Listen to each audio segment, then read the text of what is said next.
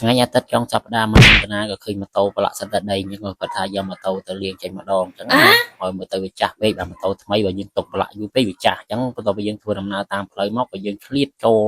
កន្លែងទិញការ៉េបងប្អូនមកហូបការ៉េមកដើមសិនចាំយើងបន្តដំណើរទៀតអញ្ចឹងណាអនុស្សាវរីយ៍បងប្អូនណាខ្លះនៅចាំការ៉េកាលនៅបឋមអានេះគឺជាម៉ូយតាំងពីខ្ញុំរៀននៅបឋមមកម្លេះណាម៉ូយលក់ការ៉េហ្នឹងឯងមកដល់បច្ចុប្បន្ននេះគាត់នៅតែលក់ការ៉េខ្ញុំនៅតែមួយគាត់ខ្ញុំនៅតែទិញកន្លែងគាត់ហូបអញ្ចឹងណាអញ្ចឹងគឺមិនអាច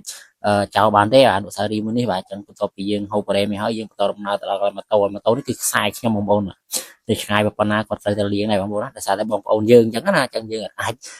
ចោលបានទេបាទអញ្ចឹងត្រូវលាងតូលាងអីទៅកន្លែងគាត់ហ្នឹងឯងបាទបើយើងមិនជួយគ្រប់គ្រងក៏កើតបងប្អូនសាច់ញាតិខ្សែហោយើងហ្នឹងឯងចេញដល់ស៊ីអញ្ចឹងយើងត្រូវជួយគ្រប់គ្រងហ្នឹងឯងបាទអញ្ចឹងគឺបន្ទាប់ពីលាងម៉ូតូខ្វាច់យីរំទៅម៉ូតូអ្នកជាងម៉ូតូនេះគឺស្រួលមួយយ៉ាងដែរបងប្អូនណាលាងម៉ូតូផងធ្វើជាម៉ូតូផងទៅលុយចូលរាល់ថ្ងៃអញ្ចឹងណាផុតពលាម៉ូតូយើងអាចជួសជុលម៉ូតូដូរប្រេងម៉ាស៊ីនដូរអីសិតតែលុយគ្រប់កន្លែងបងប្អូនជាម៉ូតូនេះគឺលុយសុទ្ធតែម្ដងអញ្ចឹងណាបន្ទាប់ពីយើងលាងខ្វាច់ហើយហ្នឹងគឺចាប់ដើមឃើញម៉ូនថ្មីជ្រើងតែម្ដងម៉ូតូnàyក្លុបចាស់ក្លុបអីហ្នឹងគឺយើងយកទៅសម្អាតមកគឺមើលមកគឺថ្មីជ្រើងតែម្ដងបងប្អូនហើយបាទនេះខ្ចីញញរបស់គេនេះមិនធម្មតាទេបាទម៉ូតូនេះបាទចឹងបន្ទាប់ពីយើងលាងម៉ូតូលាងអីហើយយើងទៅរកកន្លែងផឹកកាហ្វេមួយកែវសិនបងប្អូនមកពេលព្រឹកឡើងបើមិនបានកាហ្វេមកដូចជានៅមិនសុខទេណា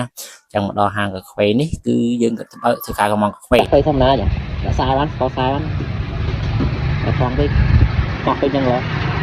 ចឹងបន្ទាប់ពីយើងធ្វើការកម្មកាហ្វេហើយអ្នកយើងមកក្នុងកញ្ចុះនេះអង្គុយលេងមានរឹងមានអីដេកឡើងទំនងនេះអាឬកាហ្វេនេះមួយគឺពិបាកមែនតើបាទគឺដាក់តែខុសហ្នឹងគឺញ័រសាច់តែម្ដងមកកាហ្វេនេះគឺមិត្តភក្តិខ្ញុំទេបាទយល់រួមទៅខ្សែខ្ញុំទាំងអស់បាទទាំងមិត្តភក្តិទាំងបងប្អូនអ្នកស្គាល់គឺសិតតែរកស៊ីអស់ហើយបាទចឹងមកយើងមិនជួយគ្រប់គ្រងវាមិនកើតចឹងណាកាហ្វេនេះមួយបងប្អូនហើយបាទដាក់មកគឺញ័រសាច់មកខ្ញុំហ្នឹងថាបងប្អូនណាស់ដូចខ្ញុំទេបាទឲ្យតែដាក់កាហ្វេចូលហ្នឹងគេថាញ័រសាច់បើថាផឹកព្រឹកហ្នឹងថាមួយថ្ងៃហ្នឹងគឺអត់ស្រួលខ្លួនមួយថ្ងៃតងាយតែម្ដងបាទគាត់តែយើងដេកយប់ហើយព្រឹកឡើងបានលេងអីវិញចឹងណាហើយនៅកន្លែងគាត់នេះគឺស្រួលបងប្អូនមានកញ្ចុះមានរឹងមានអីចឹងគឺយើងអាចទិញកាហ្វេមួយកែវហើយយើងចង់ផឹកតងាយក៏បានដែរបងប្អូនណាគាត់ថាហើយយើងចេះខ្លែងចិត្តអ្នកលក់ទុនយើងណាយើងថាយើងទិញកាហ្វេមួយកែវ3-4 ពាន់ថាយើងអង្គុយផឹកតងាយអាហ្នឹងក៏វាមិនសមដែរបាទប៉ុន្តែបើយើងមានការងារមានអីក៏យើងសម្រាប់លេងហ្នឹងក៏មិនអីដែរបងប្អូនណាគាត់មិនថាអីទេគាត់ថាហ្នឹងយើងខ្លែងចិត្តគាត់ខ្លួនឯងចឹងណា